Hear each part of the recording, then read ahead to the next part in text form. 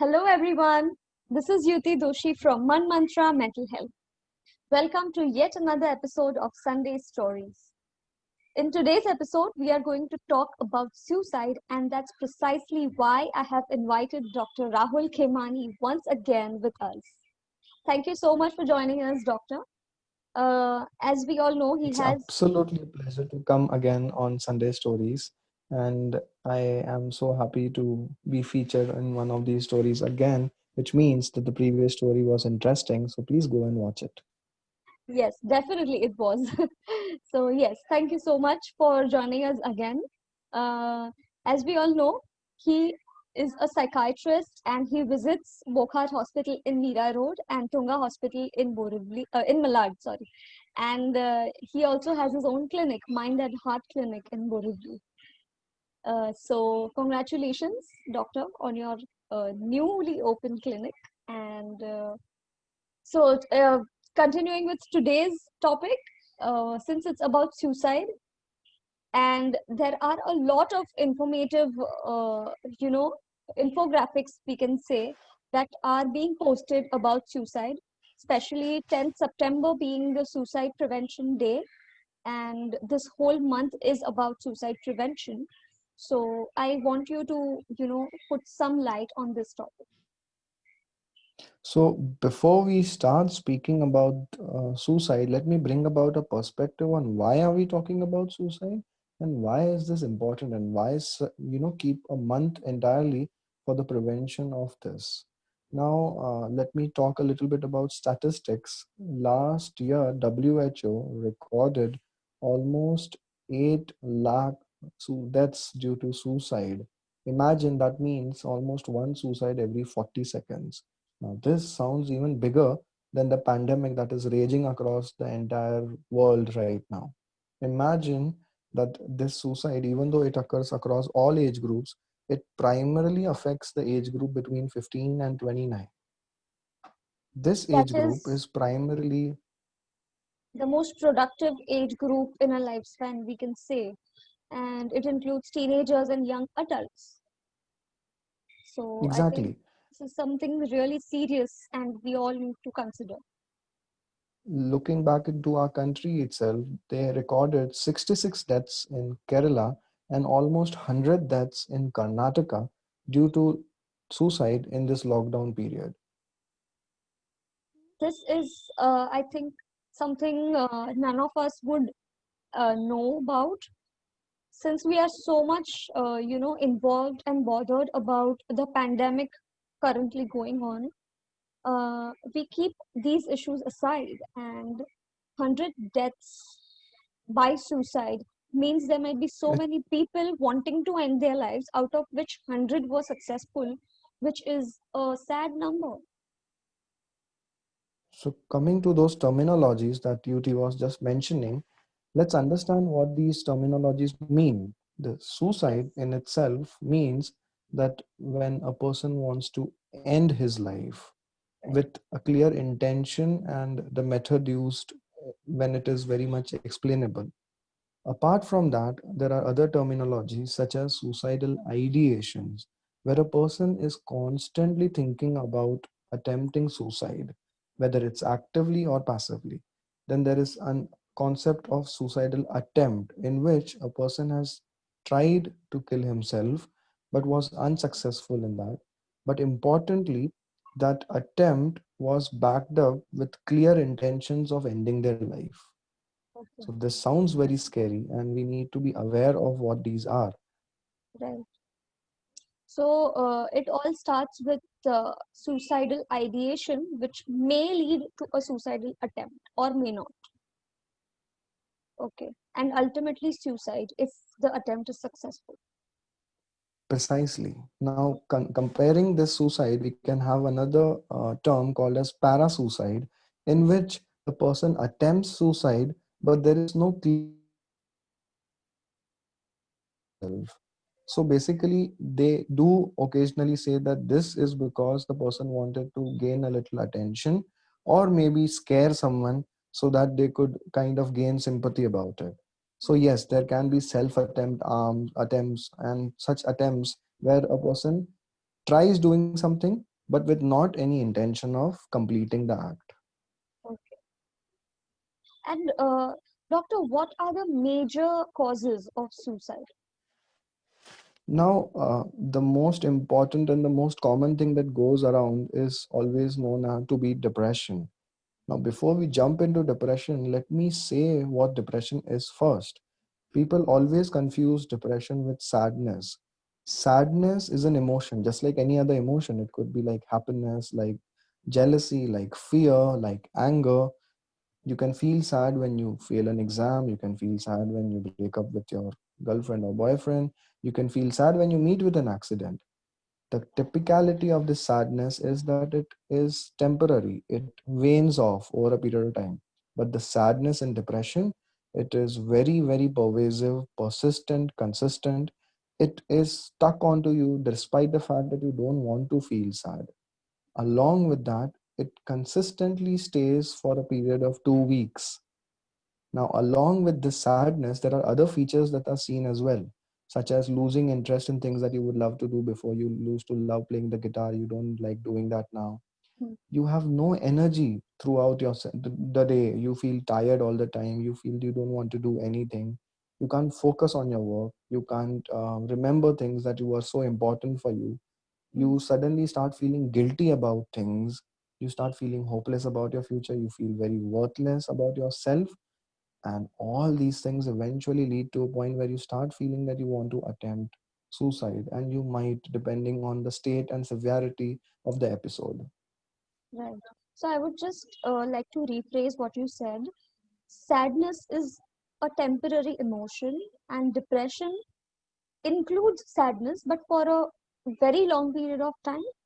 And also, depression is not only sadness, it includes a lot of Very things. true. And usually, people who are going through depression uh, do not always feel sad.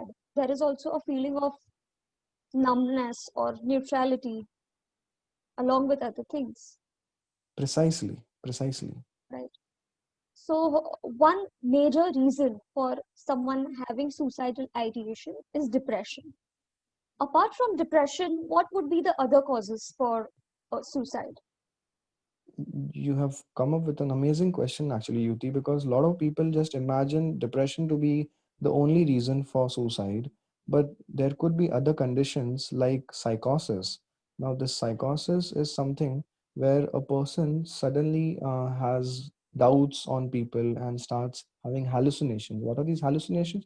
Where a person can see things without the things being really there, or listening to things which are actually not, someone is not speaking to you. Right. So there could be cases where you are listening to such things where someone is commenting on your activities or talking about you. Okay, I think a good example would be Munna Bhai MBBS 2, where Sanjay Dutt was able to see Mahatma Gandhi, just for reference for our audience. Precisely, precisely. But the point of this psychosis episode is that it's so severe that when you are listening to those voices, these voices seem to be so clear and so serious that I've had, for example, I've had a case where a person had attempted to kill themselves by slitting their throat.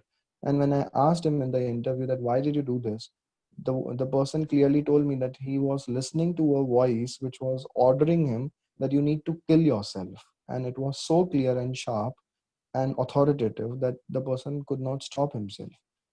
I'll give you another example. There was this one more person who came to me with an attempt of trying to hang himself. And when I asked him that what was the reason of you trying to do this, he clearly told me that he could hear two voices talking among themselves very derogatively about him, talking very horrible things. And the person was at the limit of listening to such things and just wanted to stop these voices. So he clearly told me that it was the only resort that he felt was plausible for him so that he could stop these voices. So these voices are very, very scary and very real, and they can make you do anything in that sense. And this Other is than so sad actually to psychosis, hear. And exactly, thank you so much for giving those examples, because believing that someone might be having hallucinations is a little difficult. Like, who hears noises, but it is true, and there are people who hear voices, right? So Exactly. I Other think than psychosis, we could also count in addiction. Unfortunately, we don't realize what addiction does to the brain. I mean, cases of alcohol addiction or cannabis addiction, they start having this sudden low phase, especially during this intoxication. It makes them feel impulsive, right, something kind of where they suddenly experience a low phase and they can't control themselves, and okay, in this phase they might go and try and attempt suicide, and unfortunately there might be times when they might be successful and they right. might I end up think killing that low themselves. phase is generally known as a bad trip that we call. Yes, it is one of those examples as well, where you have a bad trip and you can't tolerate that. But other than that, there is this factor of impulsivity where in that moment you just randomly thought that you want to do something to yourself. And unfortunately, your rational mind has stopped working and you believed on the irrational part of your mind and tried to harm yourself. These are the two most other common causes of suicide. Along with that, there could be other stressful situations, somewhere where you kind of lost your job suddenly, or you have a huge debt to pay. And something that commonly has been in the news recently is the farmer suicides, Yeah, the kind of stress that they are enduring. So, unfortunately, these stressful situations can also make you feel that you want to attempt suicide as well. right. So apart from depression, there could be addiction, or as you said, psychosis, where you experience hallucinations. And apart from this, there are some stressful situations which a person is not able to handle. And I think this is precisely the time where you consult a mental health professional. But if Very you true. know, on yeah, on that in that moment, if you're not able to immediately go to a mental health professional, what can a person do? How to identify if someone in your house is having suicidal ideation? A very important thought about this, because most of the times we don't understand what is the other person going through. So just like how I spoke about depression, these are some of the things that you could notice, that the person is feeling extremely low, is not indulging in his day-to-day activities, has suddenly quit his job, is withdrawn, stays aloof all the time, does not talk with his friends, his family members, has stopped working in any every sense, not doing even his day-to-day activities like brushing or taking bath and all those things. These are the things that can clearly tell you whether the person is going through a depressive episode. But other than that, there could be certain actions which could also point towards the person thinking about trying to end themselves. Something like making a will or selling off their property, something that clearly shows that the person is probably packing up and trying to go somewhere. Think a plan. And when you ask, Yeah. yes, exactly. So when you ask these people, they kind of clearly avoid the question and prefer not to talk about these things. So anything that seems to be not usual about that person is something that needs to be looked at, because inside the mind, what is going on is something that nobody else would know unless you and until you consult a mental health professional who would be able to evaluate and kind of come to the conclusion what the person is thinking about. And doctor, what to do if someone doesn't, you know, want to get the help? Because suppose, for example, if I am suicidal, I would just reply that, anyways, there's nothing left in my life. Why should I even get help? So, This is an important point that you put across, Yuti, because yes, unfortunately, in our country, there is a huge mental health stigma where people still, even irrespective of the fact that there have been sudden rises in the cases of suicide and how people have come to know about mental health, they're still scared of consulting a mental health professional. So, yes, and more so, particularly when you are having an episode of depression or something else because of which you start feeling that you want to attempt suicide, hmm, there is a point where you can't understand what is going on in the real world. You constantly feel extremely low. There are two types in which you could have these thoughts. It could be active, where you constantly think about attempting suicide, or it could be passive, where you just wish if you could just, end your life automatically with some natural calamity that occurs or something like that. Like, for example, I had a case recently who kept on telling me that she wished that she contracted the COVID and she just, something happened to her. But she did not want it to do it actively because she was scared about it. Hmm. So at this point, if a person comes to us in this manner, what a loved person or a family member or a friend, what they can do is just be there for them. You talk with them about it. Allow them to express themselves non-judgmentally, empathetically. Let them speak freely about it. Let them know that there is a safe space available for them to talk. Right. Convince them very slowly in a non-persuasive manner that they need to consult a mental health professional, because at the end of the day, the first and the foremost thing that you need to do is immediately consult a mental health professional. Secondly, what you can do is take all the knives and sharp objects in the house and lock them up, including any liquid poisons like Baygon, phenyl, and be there with the person 24 hours 7, even when they are going somewhere in the washroom, or probably when they are even sleeping in the night. Be aware of where they are, because when such an idea will come and when this idea will turn into an attempt is something that we don't know. In Right. the meanwhile, constantly talk to them about it, and eventually they will realize that yes, the loved person means something for them, and they will try to take help eventually. Right.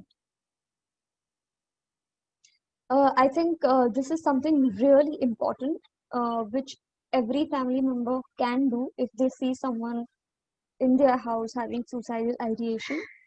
Uh, it might get difficult, and I'm sure it is, a little scary when your loved one tells you that I want to now die.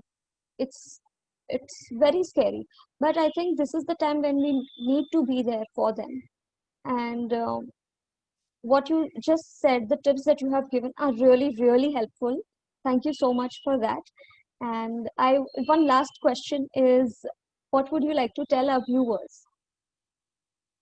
Oh, so I would say that please, people, consider your mental health as important as your physical health. The Yes. way that you have been taking care of your physical health, you have been working out, you have been dieting during this lockdown period, maintaining yourself, the same way your mental health, that is your mind, requires you to take care of it. You don't need to wait for a vacation to go to Bali or Thailand and relax yourself. You can do that by doing some day-to-day activities like just sitting next to the window, watching the rains, and drinking a sip of tea. Or you could just kind of watch dog cat videos on your phone, listen to soft songs once in a while, and remember, during this period, do not take stress. This needs to happen on a day-to-day basis so that you can de-escalate your stress and allow yourself to calm down and relax yourself, so that you don't reach the point where you can't cope up with the stress that is occurring anymore. Yeah. Thank you so much, doctor. I think this is was a very, very, very needed advice, especially for the youngsters who are working from home. And I can see a sign clearly behind you that says you are a sunshine. I think each of us, each of our viewers who are watching this video, just a reminder, we all are little sunshines and we all have our days, rainy days. It's just that we have to wait and take some help You sometimes. are important and you matter to someone or the other, and most importantly, to yourself. This is what Definitely. I tell to everybody.